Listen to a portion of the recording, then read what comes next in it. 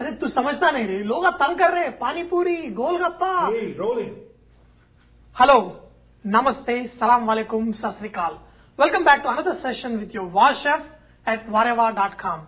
Today we will learn to make one of India's greatest snacks. I know a lot of families that make special trips out in the evenings just because they want this snack at the street corner.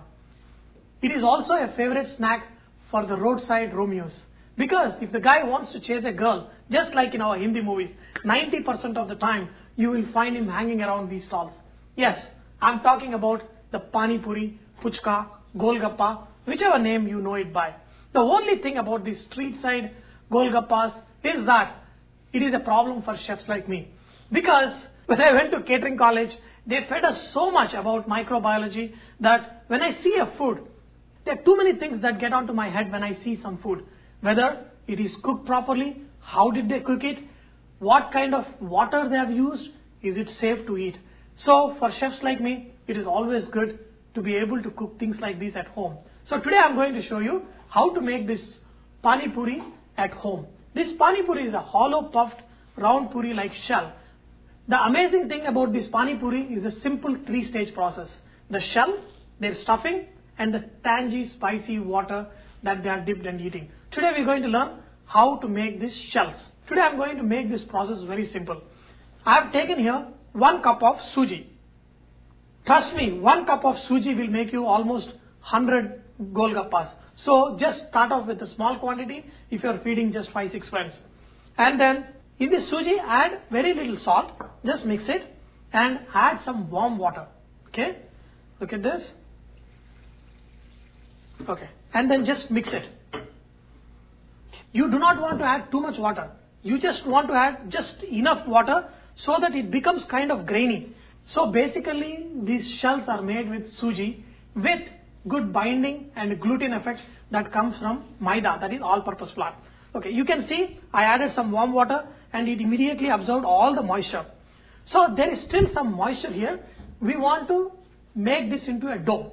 So what we are going to do, we are going to add some maida. Do not add too much. This maida is just to absorb that extra moisture.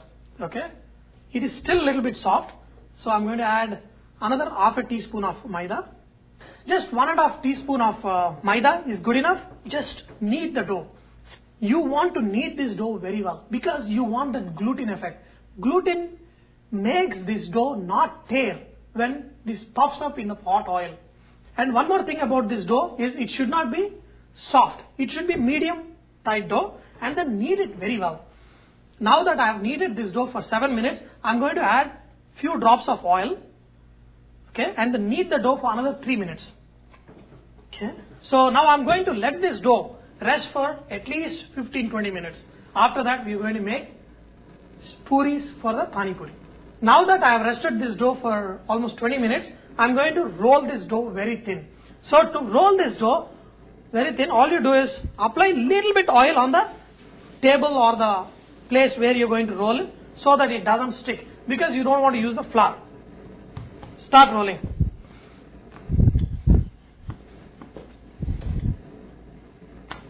See how easy it is to roll. Okay, you want to roll this very, very thin.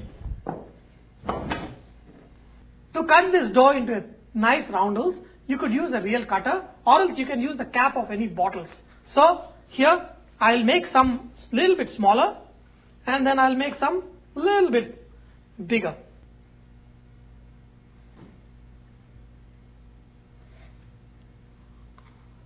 The next thing is frying. So I'll use a bigger dough here. Just drop it and let these puff up like magic.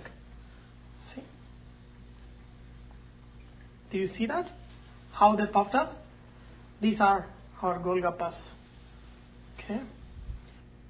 I'm going to fry all the golgappas. Okay.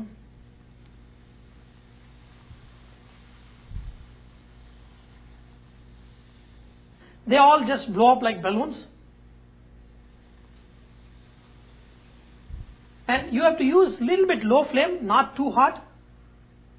For making golgappas, always use refined oil and use fresh oil. because you don't want these puris to absorb oil. Usually that happens when you are using older oil again and again. So I've got here a bunch of them. So I'm just going to drop.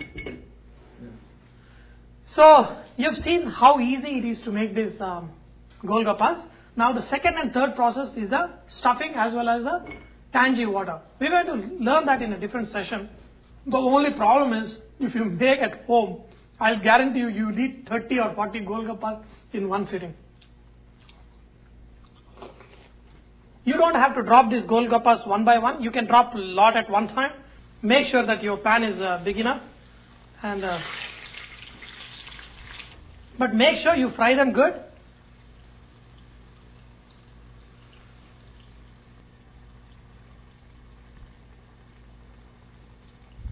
You have to fry them in a medium heat so that when they come out, they turn out crispy. Okay, after you fry them, do not cover them. Okay, now the golgappas are ready.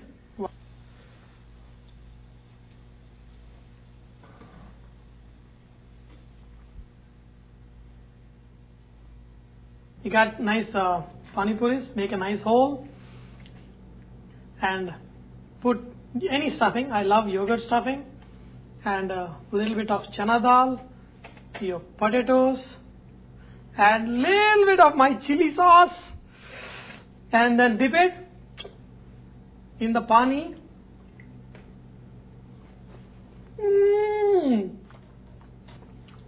बहुत मजा आवे. I hope you have enjoyed to make this puris for your golgappa, and now you can go ahead and try various combinations that can go extremely well with your golgappas. Remember that Vareva is all about inspiring others to cook. So please post your recipes and cooking tips so others can benefit from your great cooking. Thank you.